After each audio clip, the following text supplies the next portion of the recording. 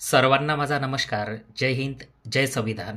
Actually बऱ्याचशा लोकांनी मला असं विचारलं आणि बऱ्याचशा लोकांच्या कमेंटसुद्धा आल्या, की मॅडम फायनान्स कंपनीवाले हप्ते न भरले, तर घरी येतात आणि जबरदस्तीने आमची टू व्हीलर गाडी घेऊन उचलून जातात.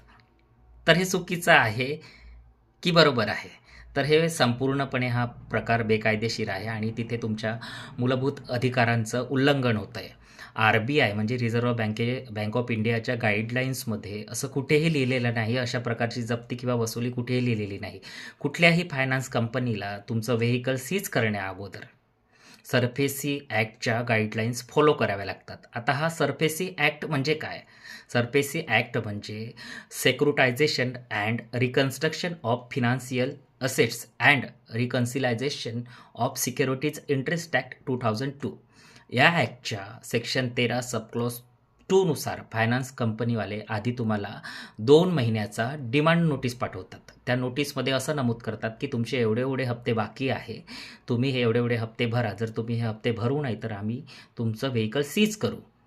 पण अशा प्रकारचा कुठलाच नोटीस कुठलीच फायनान्स कंपनी पाठवत नाही आणि तुमच्या घरी येऊन डायरेक्ट तुमचं व्हेइकल सीज करून जप्त करून घेऊन जातात. हा प्रकार चुकीचा आणि बेकायदेशीर आहे.